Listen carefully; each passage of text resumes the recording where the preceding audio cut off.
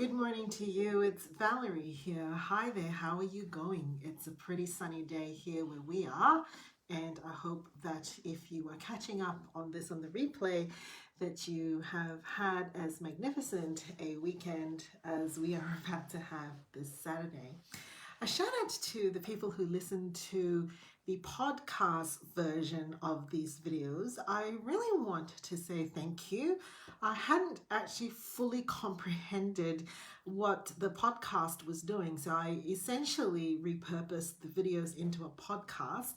Not because I'm lazy, well, maybe because I am. However, just in the interest of just trying to get the words or the messages that I often bring out on video just to a different platform, just put it into a podcast version, and it sits at 23,000 downloads at this point in time, with I think one peak month is like 3,000 downloads. So I just want to say a shout out, thank you for catching me on the podcast. I have since realized I need to take this a little seriously, and I am transitioning into a space of actually putting a little bit more structure and thought and intentional messages onto the podcast platform. So sometimes you're going to see some of these live videos will be a long form version because it is going to seed into the podcast.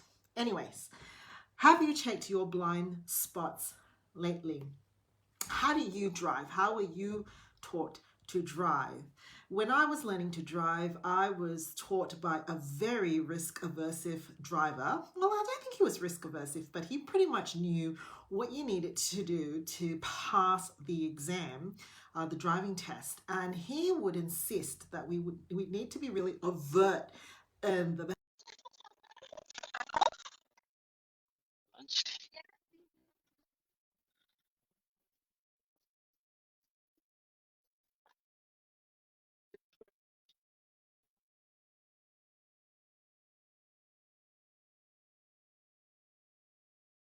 covered.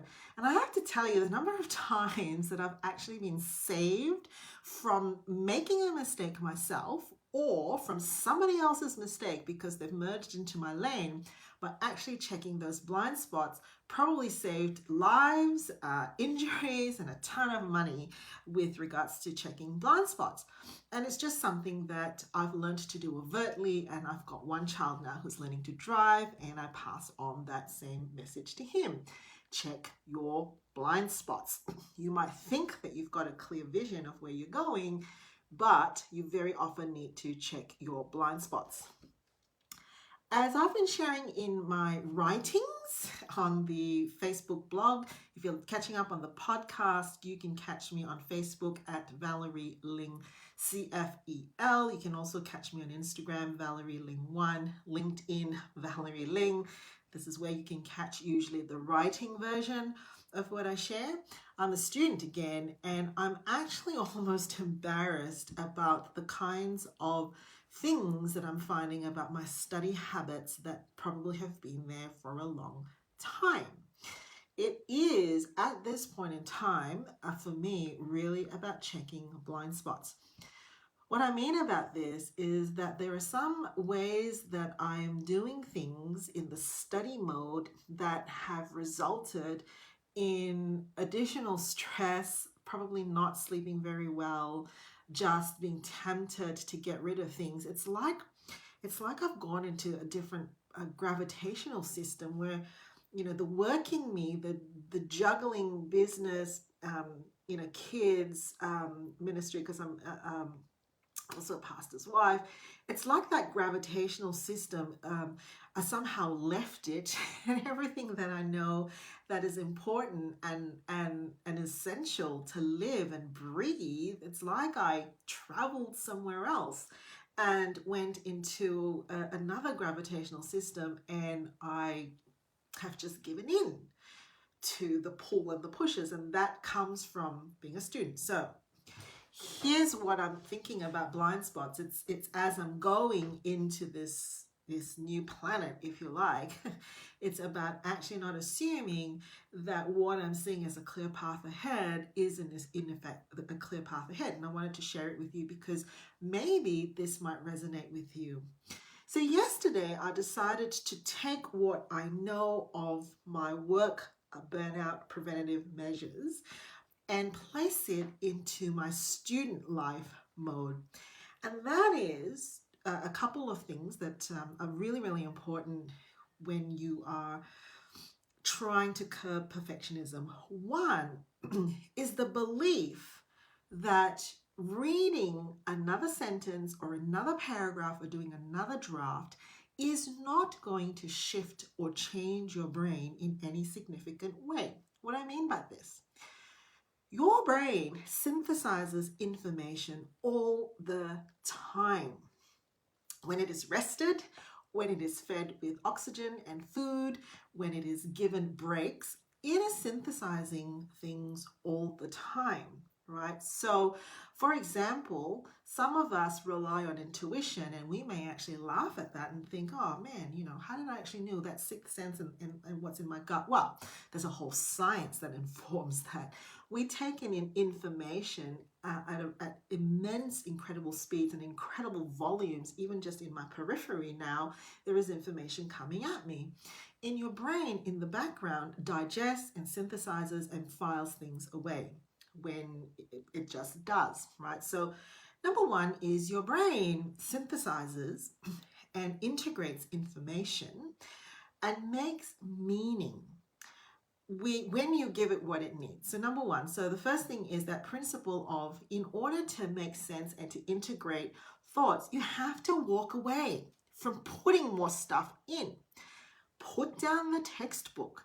Walk away from the laptop. I've done several drafts of things that I need to submit. And I know in my head, because of the work that I've done in the burnout space in my work life, that if I sit there for another 15, 20, 30, 90 minutes, I'm just going to it'd be rubbish. Nothing is going to happen.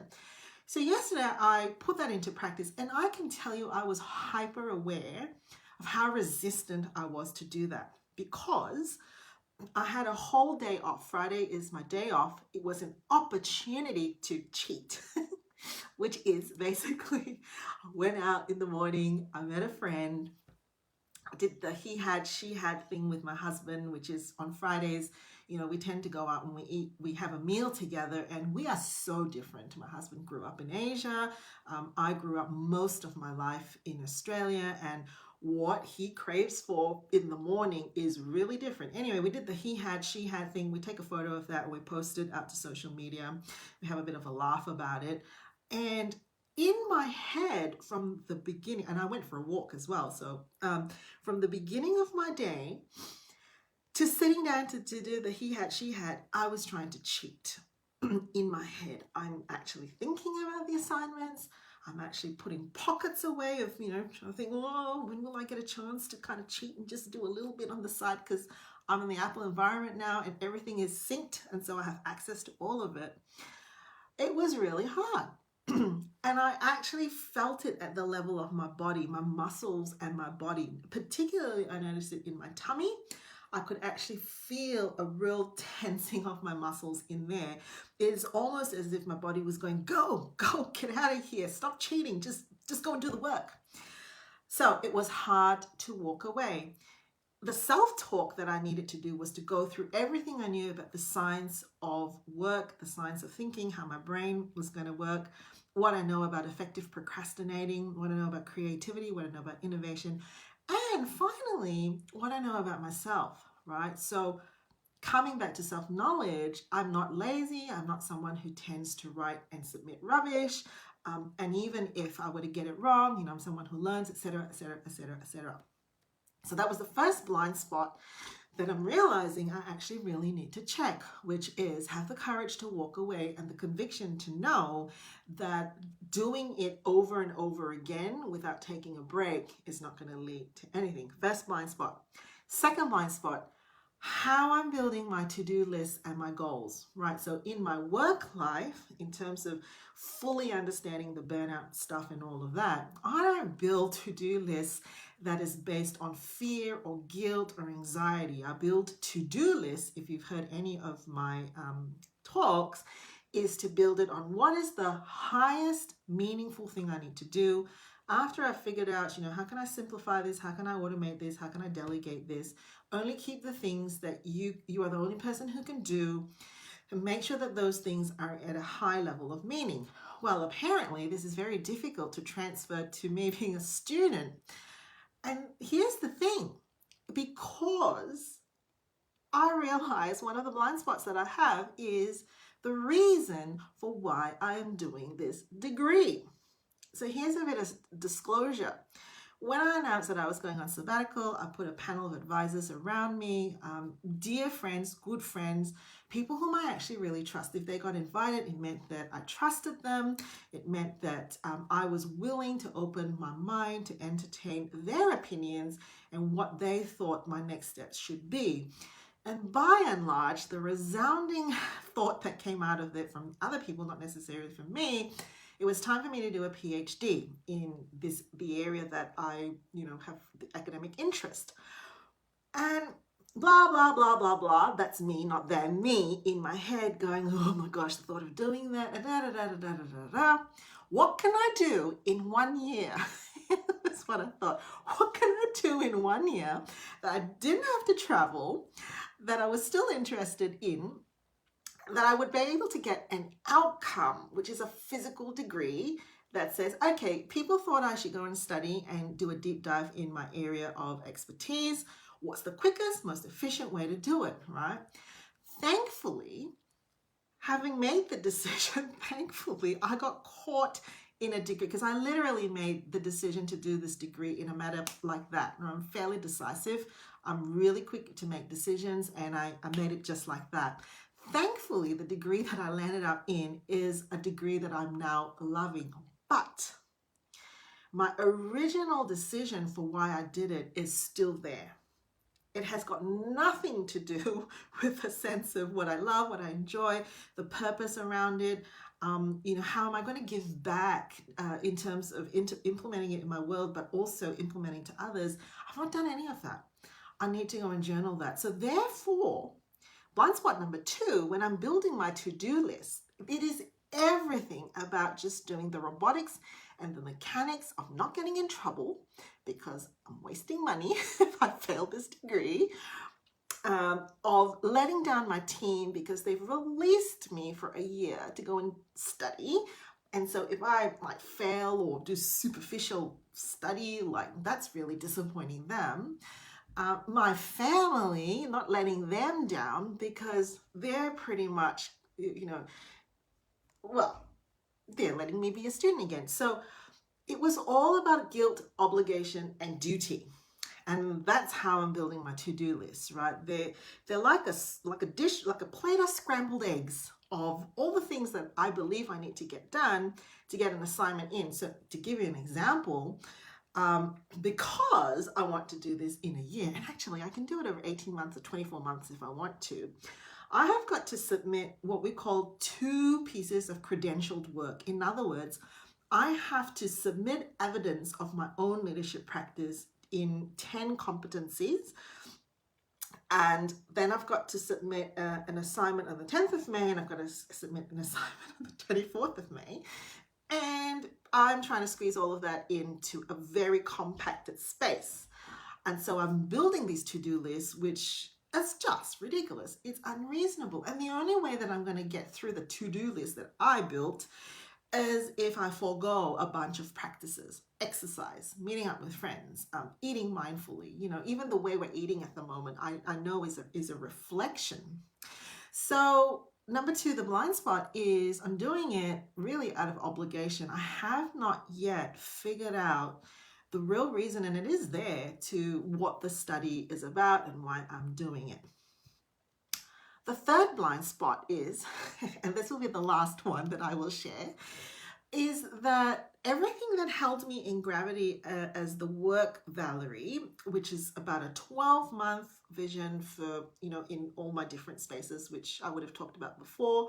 What do you see for family? What do you see for your relationships? What do you see for your exercise? What do you see for, what you want to achieve in the 12 months? Where do you want to grow, right? That fun space that is outside of work and outside of being a student. Where do you want to grow? In previous times, it's been, whether I was learning to make a particular pastry or learning to play a particular song. That map is is still in existence for the work person like Valerie, the practice owner, etc. But the me part of it, I've let go. All the goals that I set for myself, and it's only April, for friendships and for learning, for growth and for fun and all of that, I just decided, well, let's just axe that and put the stuff of the study in, right? So what was on that growth plan? For fun, I wanted to learn to play the drums, and I was hoping to, I've got some relationships that, I was really enjoying at the start. I was kind of Facebook Messenger bombing or dial bombing friends from my old childhood, in London, in Vietnam, and all these different spaces. And I've not done any of it. I've gone back to just connecting with people in the workspace. I've continued my networking connections. What is this blind spot? Here's what it is. The blind spot is, I think it's about